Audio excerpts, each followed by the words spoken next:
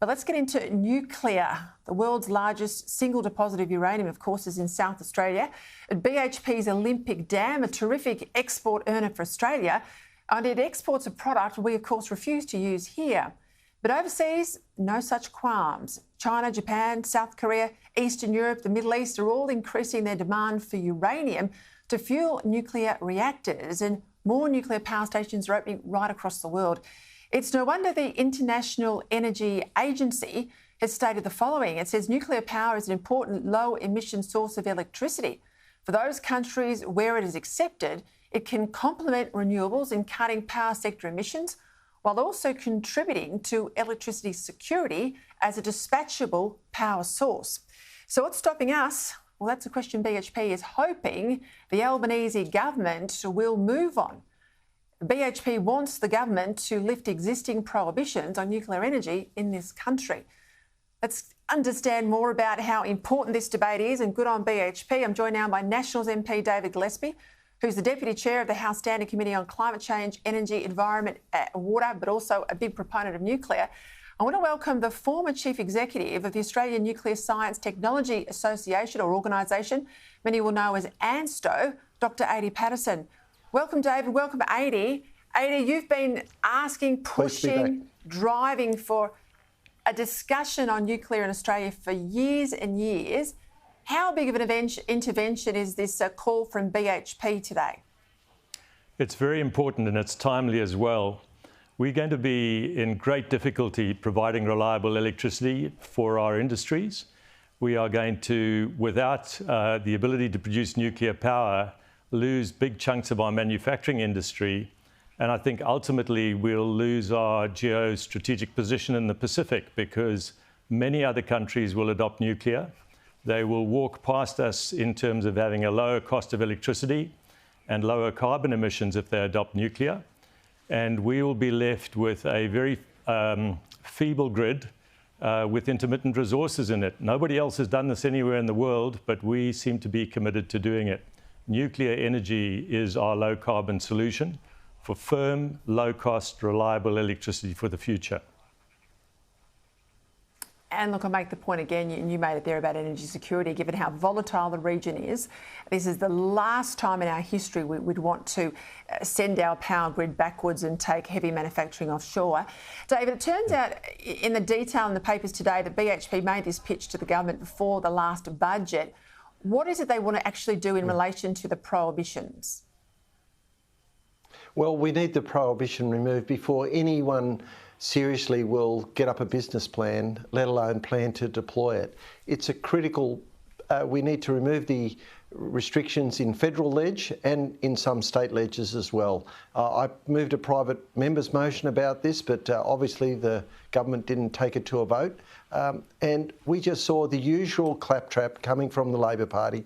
They're going to run a postcode campaign based on fear, but what the practical common sense thing, Peter, is as the coal plants retire, replace them with a plug-and-play, ultra-safe, small modular reactor, which will fit on our grid. That's the logical solution. And there's plenty in the Labor Party would like to say that, but they're under strict discipline not to talk about it because of Chris Bowen and Anthony Albanese's emotional, hysterical, historical commitment to being anti-nuclear.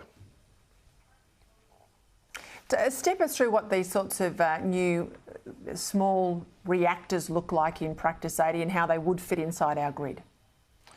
So the small modular reactors are really designed with incredibly safe modern nuclear safety cases, but they are also of a size where they would be retrofitted very successfully onto existing coal plants.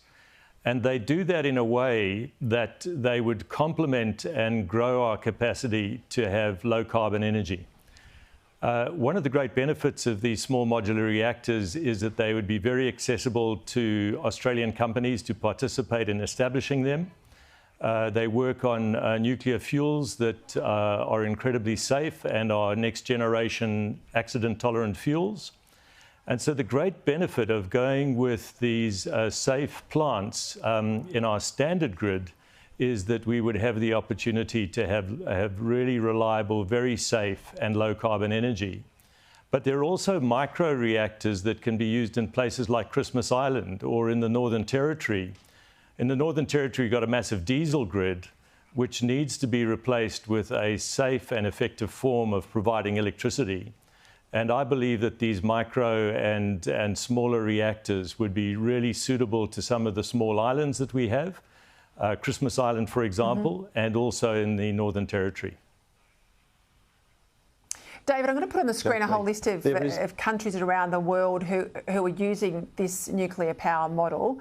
They'll be up there so people can see how widespread it is. But just on that point that Adie's making there, the response from Bowen to most people who talk about, well, if you really care about the environment, you would have nuclear in your mix. His response has always been, it's just way too expensive. But this smaller scale reactor, that blows that argument out of the water, doesn't it?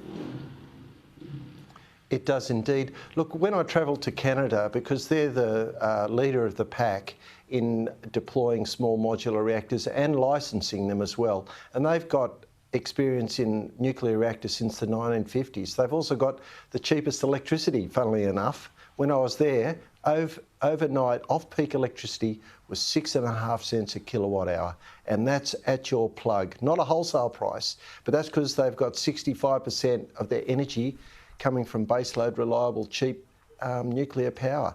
Look, his response is almost emotional. I have spent time briefing him on these things, but he's not for shifting. But I think his unions will. Look, the UK Labor is all for nuclear, along with Joe Biden and along with the Greens in Finland and other places in Europe. So what's their problem?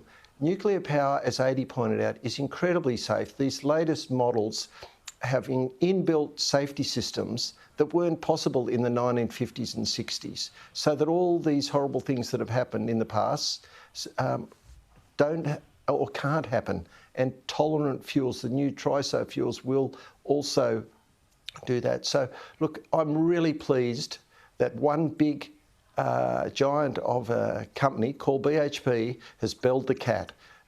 Anyone who thinks we're going to get to net zero by 2030 or 50 or whenever, you can't do it without bundles of zero carbon energy. And nuclear delivers that. And it's the perfect complement for renewables, because to expect them to do everything, which is what the current plan is unrealistic, both it's economically, fanciful, David. the I'm out of time. Thank you very much. Yeah, I'm out of time, but no. You both deserve congratulations, because I know you've done a lot of work behind the scenes to get to where we are today. Thank you. Well done, and more strength to your arm. Dr. Adrian Paterson, thank you again. David Gillespie, as always.